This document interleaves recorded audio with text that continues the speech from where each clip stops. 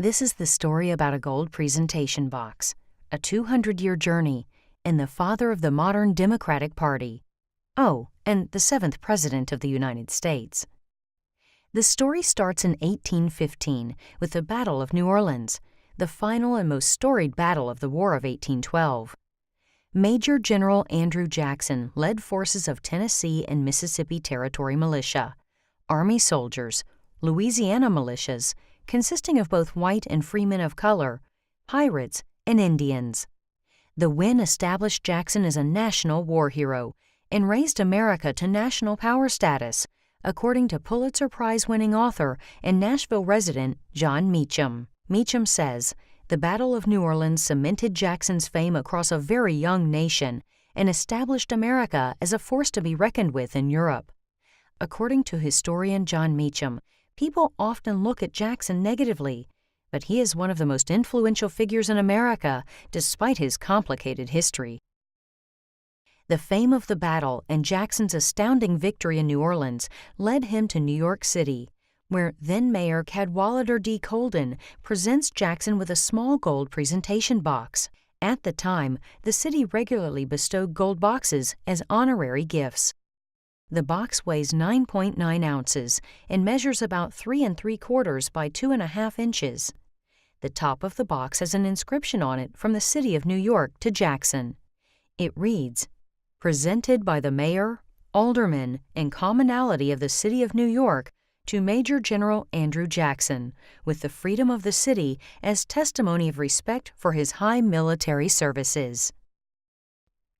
According to Howard Kittel, President and CEO of the Hermitage, next to election of public office, the presentation of a gold box like this was considered to be one of the highest forms of municipal honor.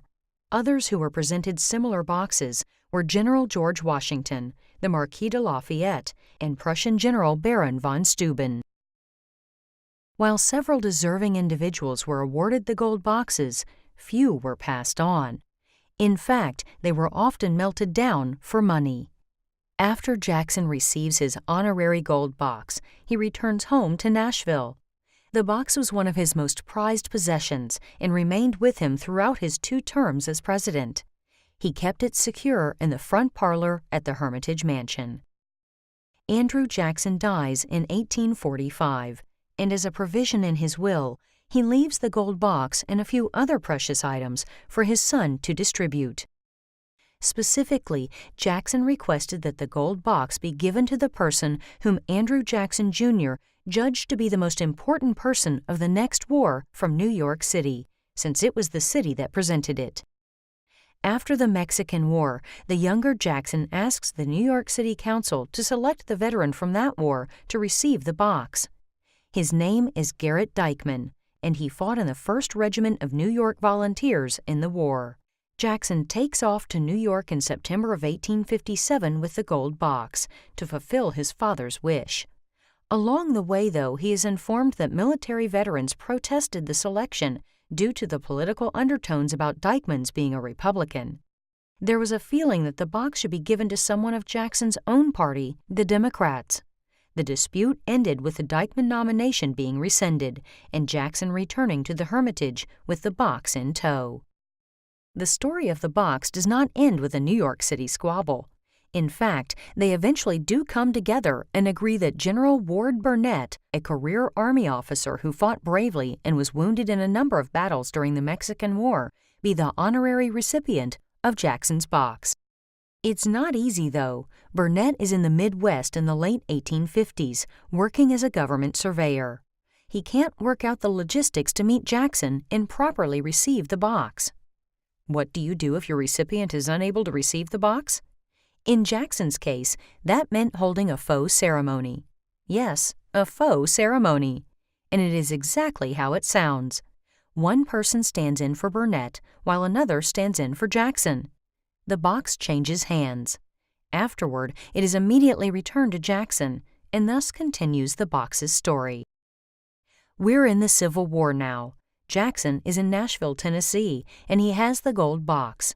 In fact, he has the gold box throughout the Civil War. Burnett finally comes to retrieve it in 1867 in Nashville after the war.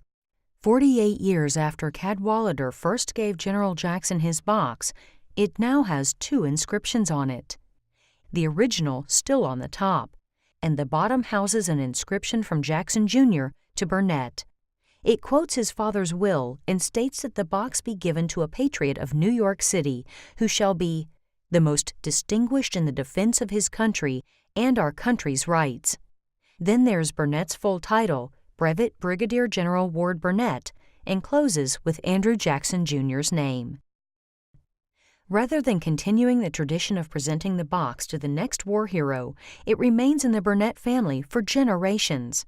From 1867 to 2013, the box remains out of public view and out of Hermitage minds.